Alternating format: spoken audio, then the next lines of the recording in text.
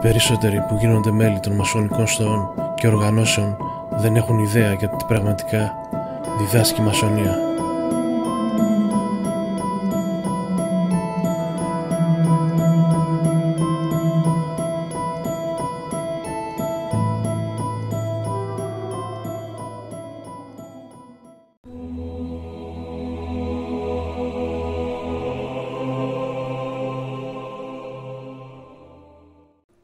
Μερικοί γίνονται μασόνοι για να πετύχουν κοινωνική άνοδο, ενώ άλλοι αποσκοπούν την απόκτηση κύρους, γόητρου και οικονομικά ωφέλη.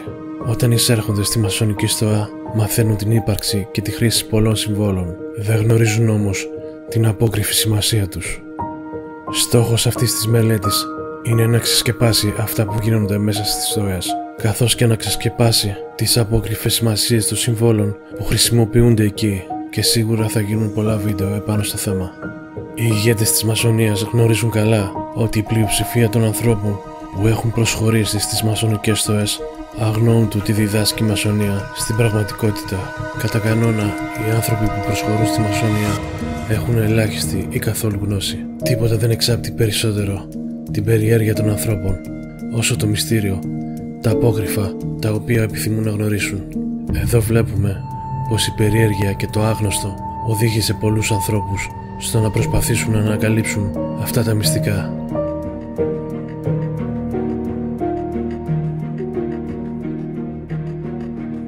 Έχει υποθεί ότι οι μασόνοι πιστεύουν στη φιλανθρωπία και στις καλές πράξεις. Όμως οι μασόνοι συγγραφείς μας λένε, εάν η αξία της ψυχής είναι η ηθική, τότε ο μασονισμός έχει αποτύχει. Ένας άλλος μασόνος συγγραφέας μας λέει ότι η μασονία είναι επιφανειακά ένα σύστημα ηθικής που καλύπτεται με αλληγορία και εξηγείται με σύμβολα. Αυτά τα σύμβολα χρησιμοποιούνται με σκοπό να αποκρύψουν μια βαθύτερη αλήθεια, η οποία θα αποκαλυφθεί σιγά σιγά, καθώς ο μασόνος θα ανεβαίνει στην ιεραρχία. Στην πραγματικότητα, η μασονία σκόπιμα παραπλανά ανθρώπους που πρόσφατα έχουν μύθει σε αυτήν. Τα σύμβολα και οι τελετές της μασονίας έχουν περισσότερες από μία σημασίες, περισσότερο αποκρύπτουν παρά αποκαλύπτουν την αλήθεια. Είναι γνωστό ότι οι άνθρωποι που πιστεύουν σε οποιαδήποτε θρησκεία μπορούν να προσχωρήσουν στη μασονία.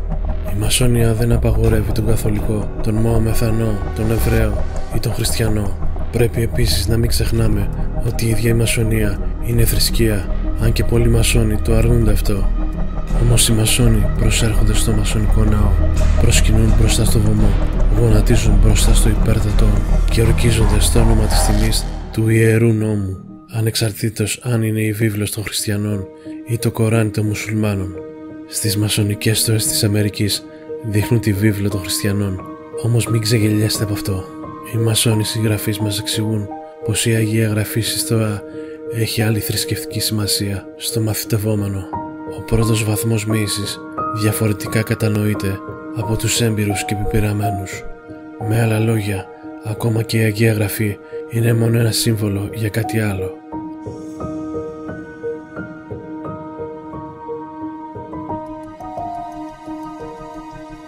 Όμως το άτομο που έχει μόλις ήδη προσχωρήσει στη μασονία δεν έχει επίγνωση αυτού του γεγονότος.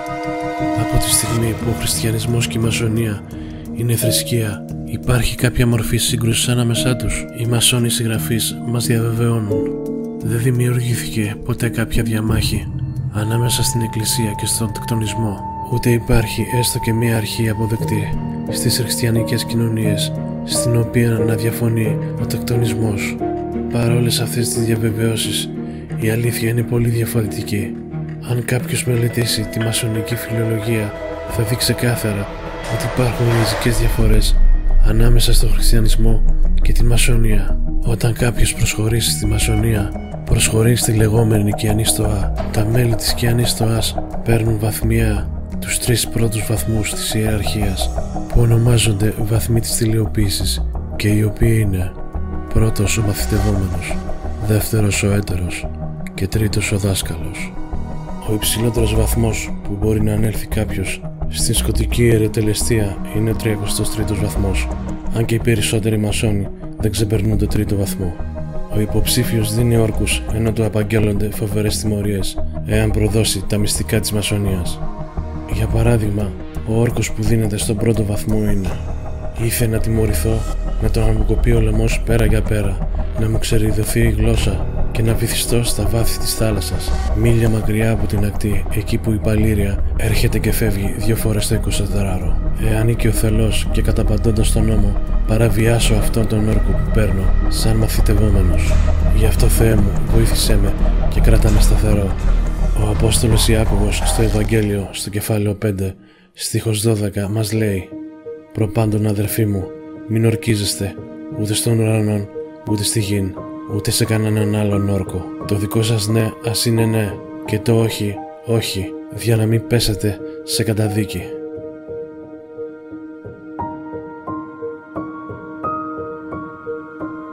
Όμως το πρώτο πράγμα που κάνει κάποιος που προσχωρεί στη μασονία είναι να παίρνει όρκο. Αυτή είναι η πρώτη αντίθεση του χριστιανισμού με τη μασονία. Ο κάθε βαθμός είναι γεμάτος από συμβολισμούς και δράμα. Ο πρώτος βαθμός αντιστοιχεί στο μυστήριο της βάπτισης, και εδώ αντιγράφουν την πράξη ό,τι έχει γραφτεί για τη χαρά που υπάρχει ανάμεσα στους αγγέλους του παραδείσου, για όποιον αμαρτωλό μετανοήσει και στραφέται προς το φως.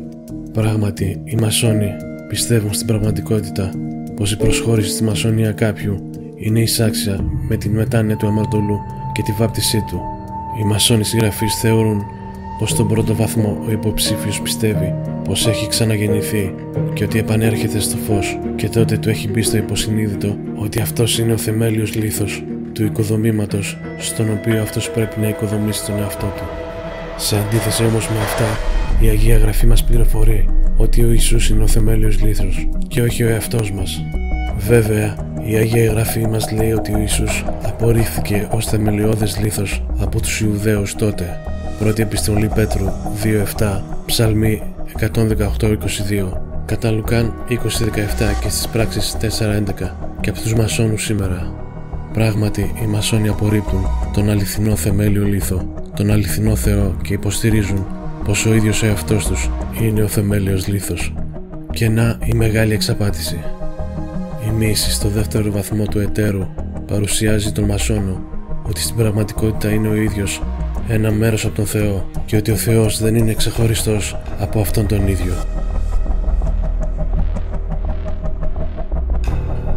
Μία άλλη άποψη για το δεύτερο βαθμό είναι: η αστρολογία είναι μία από τις ελεύθερες τέχνες και επιστήμες και συνιστάται να μελετηθεί από τον κάθε μασόνο, και που θα πρέπει να είναι η βασική επιδίωξη των μασόνων που βρίσκονται στο δεύτερο βαθμό. Η αστρολογία μπήκε σαν μία από τις τέχνες που άξιζε την προστασία της από τους μασόνους. Σε αντίθεση με αυτή τη μασονική θέση, η Αγία Γραφή λέει για την αστρολογία ότι είναι μία από τις απαγορευμένες τέχνες. Η μασονία όμως ενθαρρύνει τους μασόνους να ασχοληθούν μαζί της. Ο διδάσκαλος είναι ο τρίτος βαθμός. Σε αυτό το βαθμό υπάρχει μια πολύ δραματική σκηνοθεσία, στην οποία ο υποψήφιος μασόνος κατά τη διάρκεια της μοίησης πεθαίνει και κατόπιν ανασθένεται. Όταν ο μασόνος εγείρεται από τους νεκρούς, δεν είναι πλέον ένας απλός άνθρωπος, αλλά ένας θεοποιημένος άνθρωπος, μας επιβεβαιώνουν οι μασόνοι συγγραφείς. Η μασονία στην πραγματικότητα θέλει να αντικαταστήσει την Εκκλησία και τη θυσία του Χριστού στο Σταυρό. Στους τρεις πρώτους βαθμούς της μασονίας ονομάζονται βαθμοί τελειοποίησης. Δίδεται η μοίηση μέσα στη στοά. Η στοά διαρρυθμίζεται κατά ορισμένο τρόπο, που φυσικά έχει ιδιαίτερη κάθε φορά σημασία. Το ανατολικό μέρος της στοάς αντιπροσωπεύει την πνευματικότητα του ανθρώπου, το υψηλότερο και πνευματικό μέρος της συνείδησης, και αυτό είναι το μέρος που βρίσκεται ο θρόνος του Άρχοντα της ζωής. Το βόρειο μέρος της στοάς αντιπροσωπεύει τη σφαίρα του σκοταδιασμού και της αμάθειας.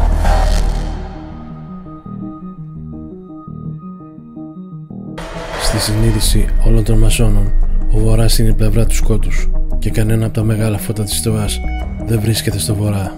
Αυτά τα σχόλια και οι μασονικές θέσεις είναι πανούργιες, όταν ειδικά ξέρουμε από την Αγία Γραφή πως ο θρόνος του Θεού βρίσκεται στο βορρά. Ψαλμοί Ισαΐας 14:12-14, Ψαλμός 75:6-7. Έτσι, σύμφωνα με τη μασονία, ο τόπος που βρίσκεται ο θρόνος του Θεού είναι η σφαίρα του σκοταδιασμού και της άγνοιας, και πληροφορούμαστε ότι ο θρόνος του δικού της άρχοντα της μασονίας είναι η Ανατολή. Το πρωινό άστρο χαρακτηρίζεται από τους μασόνους συγγραφείς ως ο έος φόρος που ανατέλει από την Ανατολή. Επιπλέον, σε ένα από τα πολλά βιβλία που ασχολείται με τη μαγεία, υπάρχει ο εξής σχολιασμός κάτω από μία εικόνα. Ο Εωσφόρος είναι ένα από τα πολλά ονόματα του Σατανά. Σαν Εωσφόρος φέρει το φως μαζί του και έχει τον οίκο του στην Ανατολή. Ένας αποκρυφιστικός κατάλογος μας δίνει την πληροφορία πως ένα φυλακτό έχει την ονομασία η σφραγίδα του Σατανά. Αυτή η σφραγίδα μας δείχνει τον Εωσφόρο σαν βασιλιά και τα ανάγλυφα γράμματα που υπάρχουν στο περιθώριο της σφραγίδας μας λένε πως είναι ο άρχοντας της Αβίσου και της Κολάσεως. Η μασονία επιμένει πως ανεβαίνουμε στον ουρανό, όμως η Αγία Γραφή μας συμβουλεύει ειδικά γι' αυτό. Στο κατά Ιωάννη 19 μας λέει «Εγώ είμαι η θύρα, όποιος θα μπει δια ημού θα σωθεί». Κατά Ιωάννη 19 διαβάζουμε «Αλήθεια, αλήθεια σας λέγω, εκείνος που δεν θα μπει από τη θύρα εις τη μάντρα των προβάτων, αλλά από άλλο μέρος, αυτός είναι κλέπτης και ληστής».